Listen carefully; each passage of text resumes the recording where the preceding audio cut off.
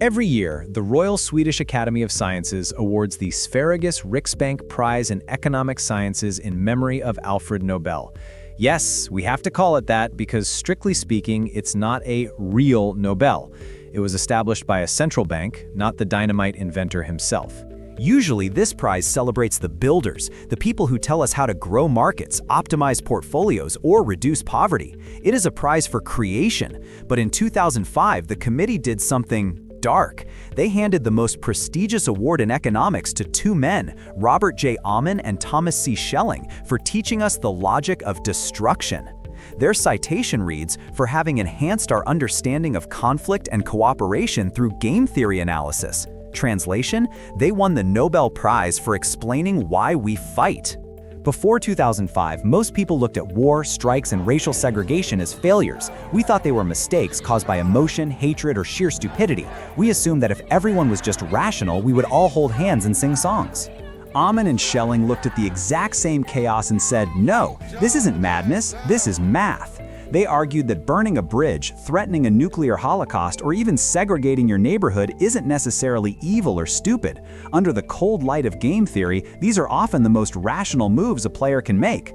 This is terrifying, because if conflict is rational, then peace might be the anomaly.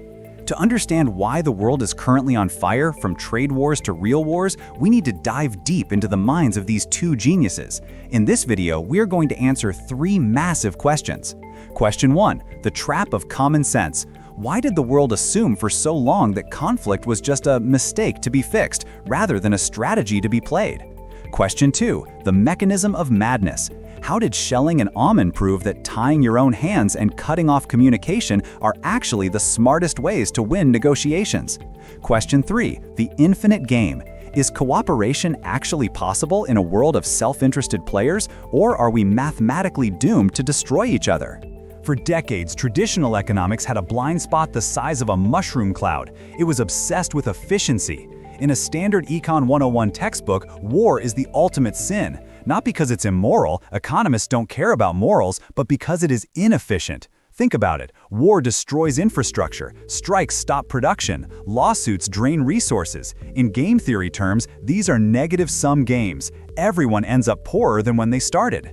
So, the logical trap was simple. Since rational people want to maximize their wealth, rational people should never choose conflict. This created a comfortable illusion for diplomats and policymakers. They believed that conflict was merely a failure of communication. The thinking went like this.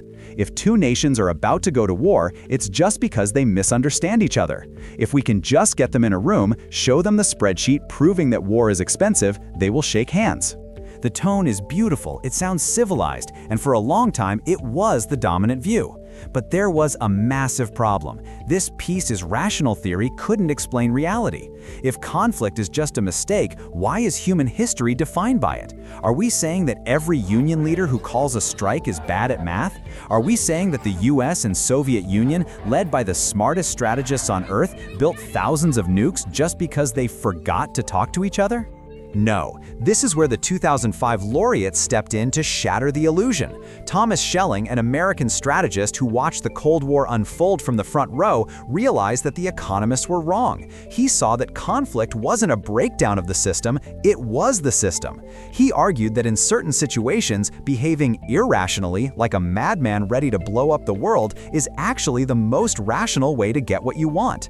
The old models assumed two players trying to bake a bigger cake. Schelling and Aumann realized the players were actually holding knives to the cake, threatening to smash it if they didn't get the biggest slice. To understand this, we have to look at the mechanism of the threat. The mechanism of madness. So how do you win a game where everyone is holding a gun? You don't shoot. You convince them that you are crazy enough to shoot, even if it kills you too. This brings us to Thomas Schelling's most terrifying concept, the strategy of commitment, or burning bridges.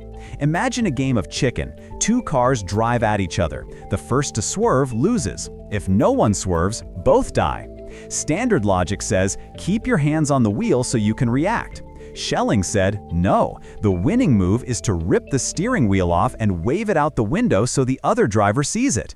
By destroying your ability to swerve, you force the other person to swerve. You win by voluntarily removing your own options. This is why strikers picket lines, making it physically hard to back down, and why armies burn bridges behind them. Weakness becomes strength. While Schelling was teaching us how to threaten, Robert Aumann was teaching us how to survive. Aumann focused on repeated games. He realized that the prisoner's dilemma, where everyone cheats, only happens if you play the game once. But in the real world, nations and companies play the game forever. Aumann proved mathematically that cooperation doesn't come from love or trust. It comes from the shadow of the future. We don't nuke each other today because we have to live with each other tomorrow. Peace is just a suspension of war held together by the threat of eternal punishment. It's a cynical peace, but it works. But the most shocking revelation didn't come from nuclear war. It came from a checkerboard. In the late 60s, America was burning with racial tension. Cities were segregated. White neighborhoods here, black neighborhoods there. Everyone asked, why? The common answer was, because people are extremely racist. Schelling decided to investigate this as a detective. He didn't interview KKK members, he just played a game with coins on a board. Let's call it the tipping point experiment. He set up a board representing a city. He placed X coins and O coins randomly. Then he gave them a very mild, rational rule. He did not program the coins to hate each other. He didn't say, I want 0 neighbors of a different color. He simply said, I am fine with diversity, I just don't want to be the only one of my color. If fewer than 30% of my neighbors are like me, I will move to the nearest empty spot.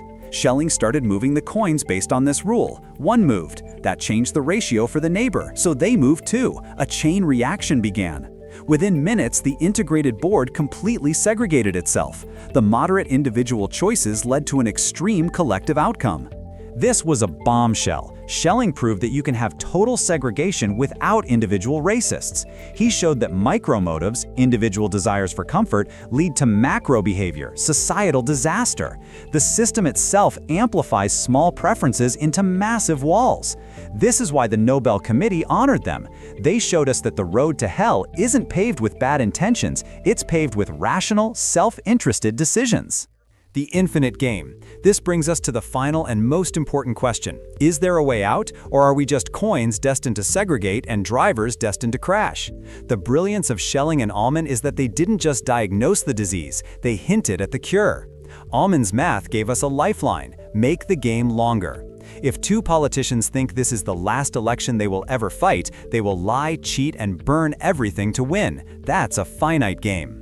But if they know they have to negotiate again next year and the year after, cooperation becomes mathematically inevitable. The most effective peace treaty isn't a piece of paper, it's the guarantee that I will still be here tomorrow to punish you.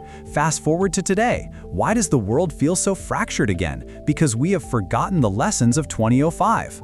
Look at social media. It destroys Aumann's shadow of the future. On the internet, you interact with strangers you will never see again. The game is played once, so the rational move is to be toxic, to troll, to attack. There is no consequence for bad behavior because there is no future relationship. Look at modern geopolitics. Leaders are acting like Schelling's drivers, ripping off steering wheels in trade wars and tech blockades, hoping the other side blinks first. But they forgot one thing: if everyone rips off the wheel, there is no one left to steer. The tone of Robert Aumann and Thomas Schelling didn't win the Nobel Prize because they solved war, they won because they respected it. They taught us that peace is not the natural state of things. Peace is an unstable equilibrium that must be carefully engineered, incentive by incentive, threat by threat. We are not rational creatures in the way we thought, seeking only profit. We are rational creatures who will burn the house down if the math says it's the best move. The scary part isn't that game theory explains our wars. The scary part is that we are still playing the game.